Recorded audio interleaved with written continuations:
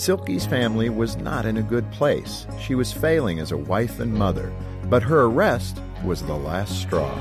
Focus on the Family helped me find hope, never give up on helping others, of spreading the word of Jesus. I'm Jim Daly. Today, Silky's family is thriving. Working together, we can help rescue and strengthen more families like hers. Give today at focusonthefamily.com/realfamilies.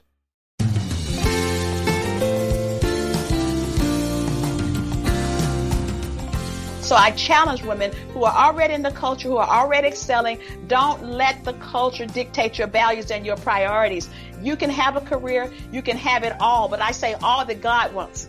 Well, that's Deborah Pagay, and she's with us again on Focus on the Family. Thanks for joining us. Your host is Focus President and author Jim Daly, and I'm John Fuller. You know, John, as president of Focus on the Family, leadership is a topic that is close to my heart. It's so important, and hopefully the strategies that I've learned and studied and deployed are things that I can use not only in running Focus on the Family, but also at home. Maybe not exactly the same, but similar. For women, leadership is a key narrative right now, whether it's in the workplace or in the home. And over the last few decades, we've seen a rise of women leaders in the culture. There's more women in the workforce than ever before. And over the last few decades, we've seen a rise of women leaders in our culture. And there's no doubt that their influence is having a lifelong impact, right? Here at Focus, we cherish and honor the special innate qualities God has gifted all individuals. And if He's called you into leadership of any kind, you'll want to stay with us today as Deborah Pagay examines some of those traits that make an effective leader, whether you're male or female.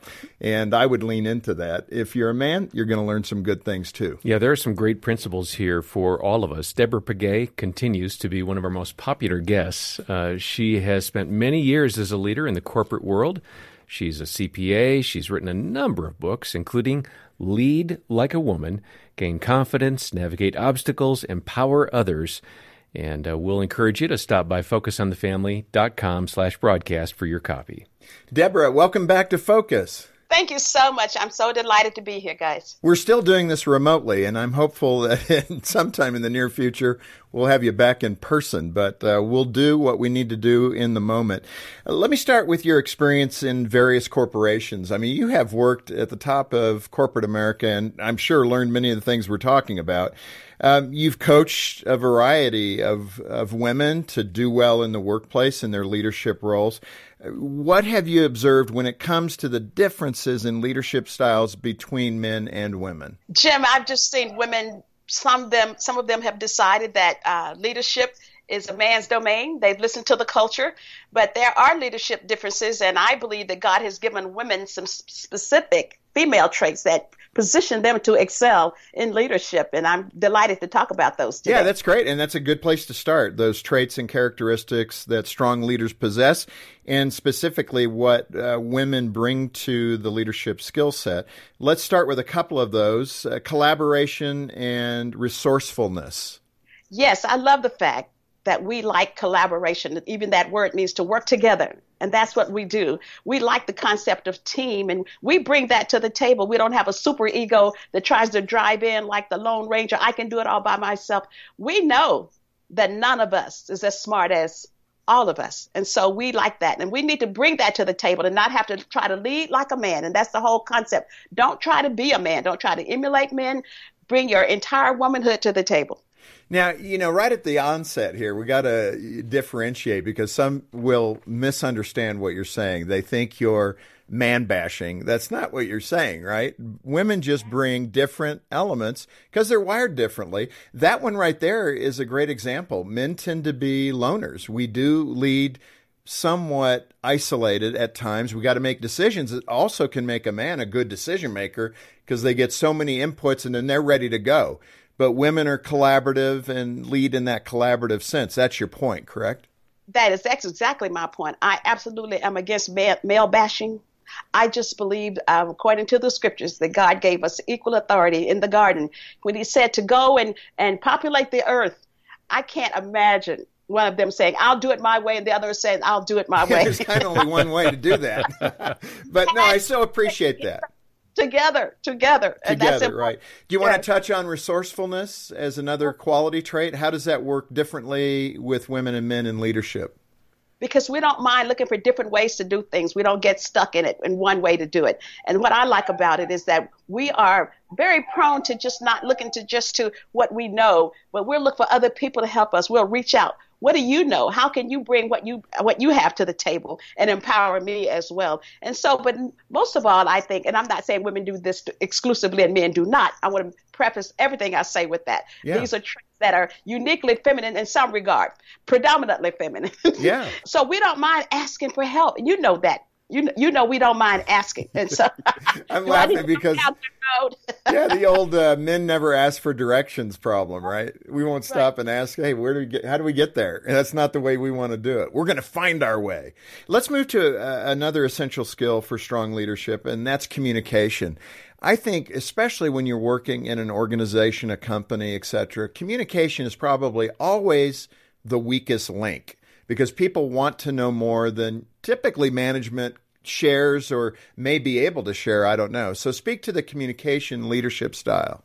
Women are great communicators because that's what we do. And we like to talk, but communicating is more than just talking. It's informing people as to what's going on. I worked at a job once where I kept my accounting department informed on the company's status. It was a nonprofit, and I wanted people to know where we stood. When I left, I got so many calls there saying, everything's a secret now. We liked when you told us where we were, because that's important. I always say nothing grows in the dark well, but mushrooms and misunderstandings. Oh, that's good. I like that. And so that's what we do. We keep people informed. We know how to do that, and we don't feel like we need to keep it a secret because it's empowering to know something that nobody else knows. That's not good. Yeah, sometimes we think of good communication as being, people listen to the top or people listen to management in a corporate context. But the idea, good communication also involves the other direction, listening well when you're leading. And how do you differentiate that with men and women and the skill set there? Well, the ability to listen, and you may think this is a challenge for a woman, but it isn't, because we love to understand people. I always like to say the same letters that spell silence spell listen, and that's important, that we learn to tell our stories.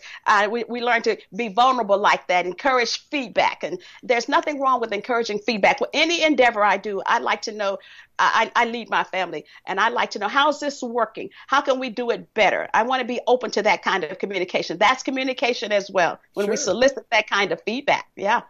The other attribute with women that I think, and there's more, we're going to cover them throughout the time here, but another one is this idea of nurturing. And I think, politically incorrect statements, abound in the culture, but I think this idea that women are bent toward nurture is so true. It's in a woman's character to be nurturing. Now, is that every woman? Of course not. There are going to be some people that fall outside that norm, but women generally are nurturing people. I mean, that's something that they learn as a wife, as a parent, etc. Speak to that nurturing concept in a corporate endeavor and leadership. Yes, and when we nurture the development of other people and their skills and their ambitions and their dreams, and listen, people are much more engaged when they know that you're concerned about their personal development. I've had people that I've seen who had great skills but needed some development in another area, and I would say, listen, why don't you read this book, or let's take this class so that you can develop that skill. Maybe it's more people skills, even if it's just more technical skills that would get them on a different track or a different track of advancement. And those are the kinds of things that's nurturing. A lot of women shy away from that. Look, I want to be seen as tough and strong like the guys. That won't work for a woman. And I'm here to tell you, we're not trying to be like a man in any way. We're not trying to bash them. We want to learn from them, because there's a time when, hard decisions have to be made, and we know how to make those too. But we need to learn that developing someone is a good trait. In fact, you had an experience with Carl who kind of illustrates the point. What happened with Carl? Some of us may have fired Carl, but what did you do? Well, he interviewed for the job, and then he really didn't have the skills. But that's it. Let me just take a quick rabbit trail, because most women won't apply for a job if they don't have 99% of the qualifications. This is what the studies show. A man will apply if he has 50%. Because when they see the word required, they read desired. But Carl applied and said that he had the skills. Well, he actually didn't. And on the first day of the job, he says, let me have the manual for the accounting system. And I said, do you need that already? He said, oh, well, it couldn't be that hard. But here was the point. He knew that I had a high expectation, and he kept giving me a wrong answer. He would just answer because he knew I demanded an answer. And I said, why do you do that? I said, why don't you just stop and think about what you're saying? I said, where did that come from? I really want to hear about it. And he said, my father was very critical, and you had to have an answer. So I said, listen, I want you to think about it. If you don't know the answer, I'm giving you permission to say, I don't know. That's good. I mean, what a great example of what needs to be done. Motivation seems to fall in line with nurturing, but there's a fine line between motivation and manipulation. Now we might be talking about another aspect of the genders, but speak to that motivation versus manipulation and how a woman leader needs to be careful about manipulation. Motivation is about the other person. What do I need to get you so that you feel inspired, you feel moved to follow the track that I've set out? But manipulation is based on what I want. It's really about me focused. And sometimes I'll use fear. Maybe I'm going to, maybe I have to fire you, or I'm not going to be able to have you to do this job. Or we'll use even sympathy. I've been sick and I really need somebody to do this. We have to watch that manipulation. We have to watch that kind of Delilah syndrome, I call it, where we're actually moving people to act, but not in a way that's good for them. It's all about us. And women are known sometimes for doing that, but we don't have to do that. We know how to motivate. And I've seen it in the scriptures. I've seen it in my own life, that sometimes you find out, what does that person need? Does that person need more responsibility? Is that what motivates you? So we need to learn to discern that. And that's what we do as women. And, another great example where both men and women need to be biblical in their leadership. Christians particularly, obviously, you don't want to manipulate away from a characteristic of God. That's a foundational principle for everyone. Yeah, along those lines, Deborah, I'm wondering if there is somebody in Scripture that you see that really motivated well out of a good heart with some good outcomes.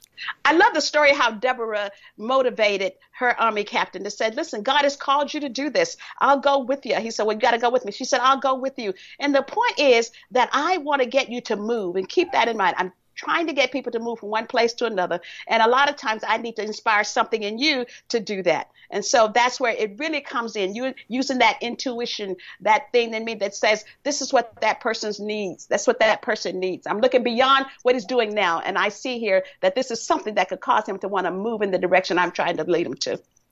Deborah, in your book, Lead Like a Woman, you share a story of a time when I can't believe you did this job, but it was an aerospace budget director.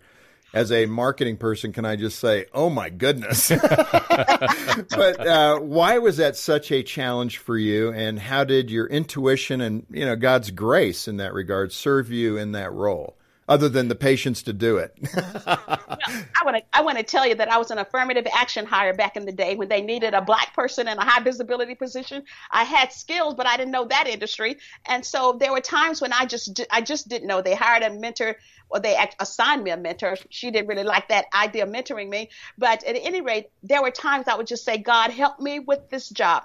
And he would many times just lead me to prepare a report, just a certain analysis. And I mean, invariably, it just became almost scary, the frequency at which it happened. They would ask for a report, and it would just be the very report we had done. And that's where I learned that you don't show up in your own skills and your own education. You bring that to the table, but you depend on God to reveal what you really need. No, that is so good. And don't write me. I love all the budget people out there, the aerospace and every other industry. So I'm just teasing. Some people are wired for that. Some people aren't, like me. Deborah, what's the difference between intuition and discernment? Because I think that's critical for everybody. I think intuition is that sixth sense that God gives us. We just kind of know. We can suspect a person's motivations. We can understand what they're thinking. I've been on calls where I knew somebody felt like they wanted to say something, and the leader wasn't being sensitive to that. And I'll send her a note and say, oh, so-and-so wants to say something. But it's that inner knowing that comes from the Holy Spirit. But so does discernment. That's where you kind of know the decision to make, discerning between this path or that path. We have that. We can think about it. We can stop and think about it. We're not so facts driven that we don't understand that something beyond what we're seeing is going on. I'm thinking of the very first house we ever bought together. My wife and I looked through this house, and I was ready to buy it. I mean, the facts were clear. We can afford this. It meets our needs. And she just said, I would not buy a house from that realtor for anything. Whoops. She was bringing that level of intuition to the table that I would have totally missed. And I was so grateful for that. We're talking today with Deborah Pagay on Focus on the Family, and she's got a great book. It's called Lead Like a Woman. And we'll encourage you to get a copy when you get in touch. Our number's 800-A-FAMILY, or stop by the episode notes. The link will be right there for you. Hey, Deborah, again, to reset this, there are people, I'm sure, just joining us, but touch again on this idea of in the workplace, female leadership, et cetera. It's part of the culture. It's where we live today. And it may have been different in biblical times with the gender roles and what took place. But speak to that concept of leadership and really God's perspective on that. I'm not necessarily directing this at the church hierarchy, but I'm talking about in the workplace. Yes, God has called women to lead. He's given us careers and callings, and it's a matter of understanding that, embracing the traits that he's given us. And so we're talking about the fact that, I identify 12 traits that women have of being collaborative and communicative and nurturing and all of those things, and being servant-hearted or whatever. But these are things that God has given us, and we have to manage them, and that's important. But we also don't want to abandon them because they're not traits that are normally associated with men. But I'm encouraging women to work together with men, because that's God's order. So I don't want women bashing men, bemoaning the fact that men have advanced faster than women. If that's your reality, that's our reality. Let's go forward. It's a new day, but we also want to do this in a God-honoring way. And so that's the whole goal of this conversation. Well, excellent. And the great book, Lead Like a Woman. Deborah, as a leader, you want to present strength and confidence as key resources. Again, I think you think of men and strength and confidence. That tends to be an attribute there. Women can do that as well, but it might be a little outside of their core. Again, we're stereotyping to a degree because of the conversation. But why is strength and confidence so critical? Because you need them for leadership. And it's interesting, Jim, that when Harvard and other universities who have done studies, they study the competencies of women, leadership competencies of women and men. Women excel men in 8 out of the 10. But the 2 that they don't excel in is confidence and risk-taking. And what is that about?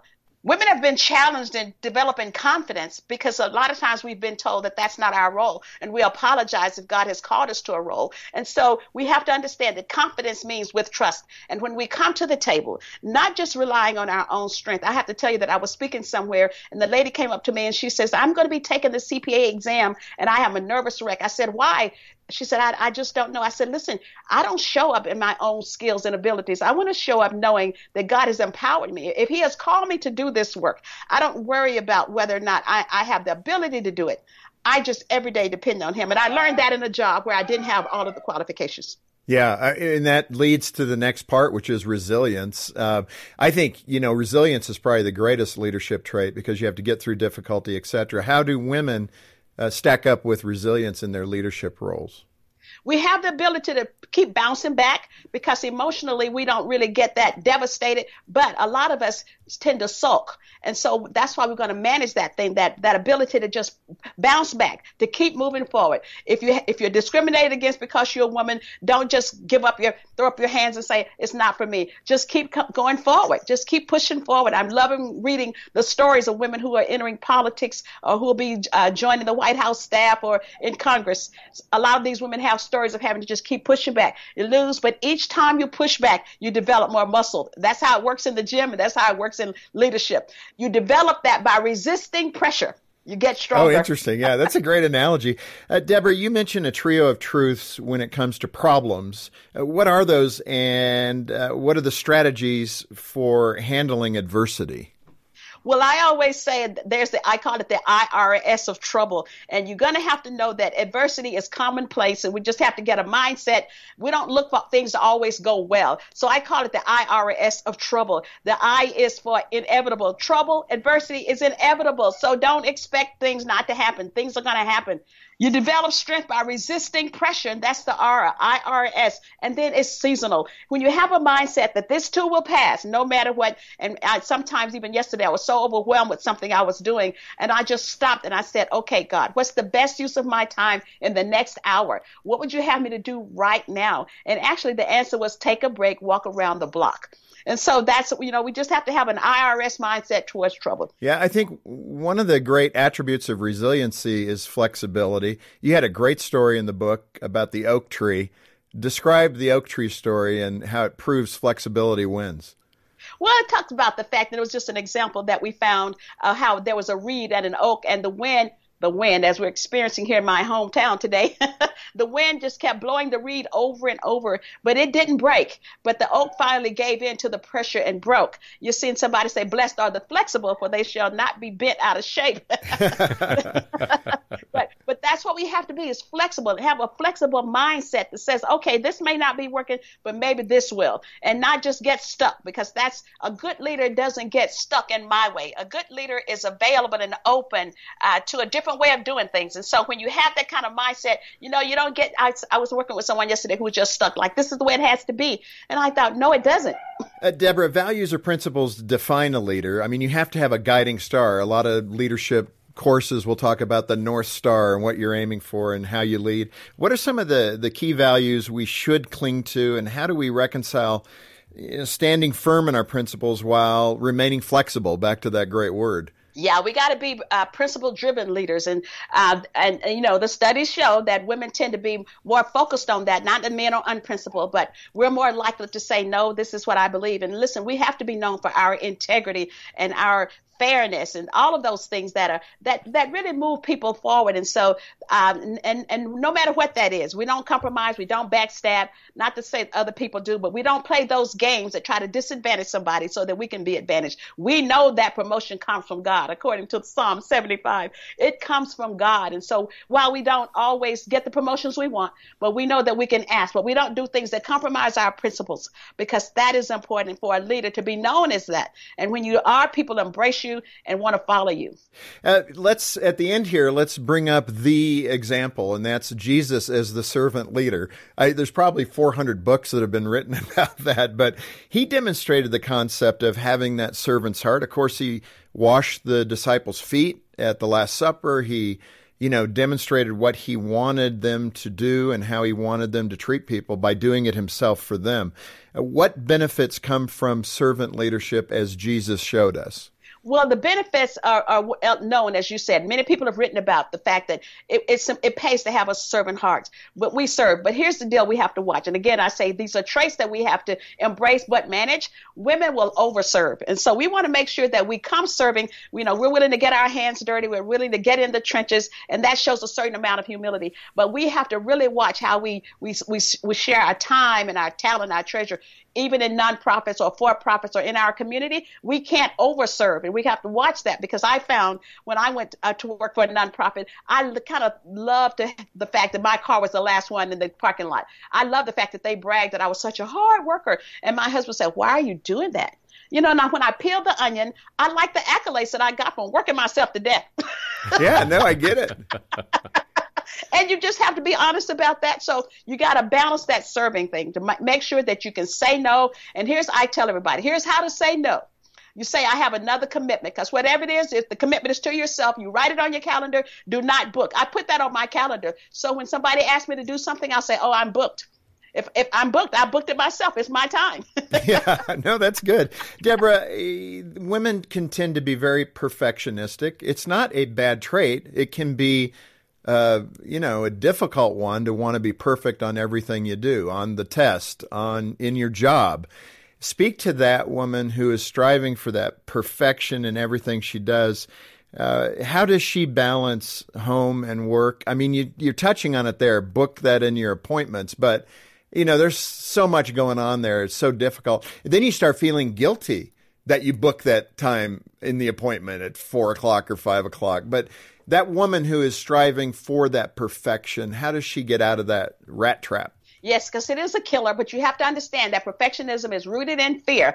I'm fearing being criticized. And so when you talk about the difference between being perfect and being excellent, and so we just want to really abandon that whole idea of things have to be done exactly this way and really be honest with yourself. Why does it have to be done that way? I found that when I wanted to be perfect, I didn't want to be criticized. I didn't want anybody to ruin my reputation by messing something up. Well, that was all about me. But when I decided to pursue excellence, I want to do it well because it needs to be done well, then that's different. But when we come to this whole idea of guilt, ask yourself, what did I do wrong? Because guilt is that feeling you get from having done something wrong. If you haven't done something wrong, you need to abandon the guilt and stick with just priorities. I know a lot of working women feel guilty.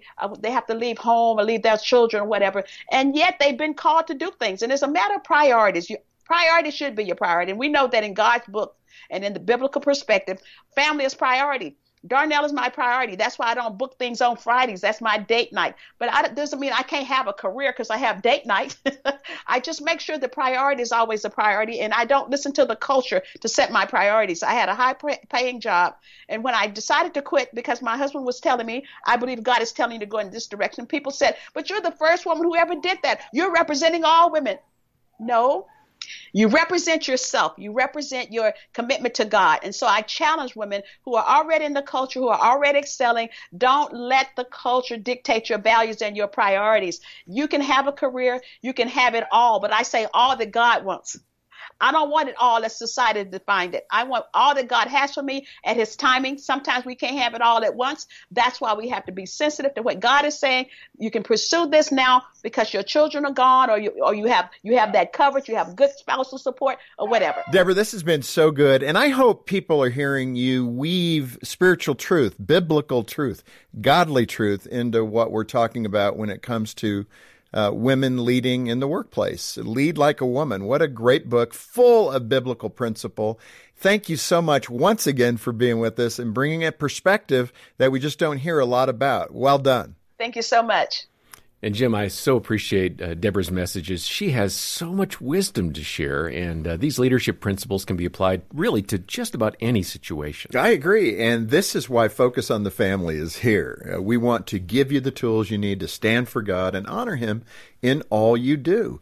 We have lots of resources to help you, like Deborah's great book, Lead Like a Woman, Gain Confidence, Navigate Obstacles, Empower Others. You know, real families in crisis reach out to Focus on the Family every day for help. You can offer them tangible hope, whether it's couples on the verge of divorce, parents who need biblical advice, expectant mothers considering an abortion, or families who are struggling. You can offer them practical solutions through your support of Focus on the Family. Your gift today will share the healing and hope of Jesus Christ as you support our broadcast, podcasts, counseling resources, online and print articles, life-changing events like Hope Restored, or life-saving events like Option Ultrasound. In fact, when you donate today, a gift of any amount, we'll send you a copy of the book by Deborah that we mentioned today, Lead Like a Woman, as our way of saying thank you for supporting the ministry of Focus on the Family. Donate and get your copy of Lead Like a Woman, Gain Confidence, Navigate Obstacles, Empower Others. It's online. Just check the episode notes for details. We'll have a great weekend and plan to join us on Monday as we hear from a couple who were married for 60 years, Dr. David and Dr. Jan Stoop, about the importance of having emotional intelligence in your marriage. That's what was the problem in the beginning of our marriage. We didn't understand our emotions. We didn't understand. My instant reaction to any kind of criticism or conflict was to get angry. On behalf of Jim Daly and the entire team, thanks for joining us today for Focus on the Family. I'm John Fuller, inviting you back as we once again help you and your family thrive in Christ.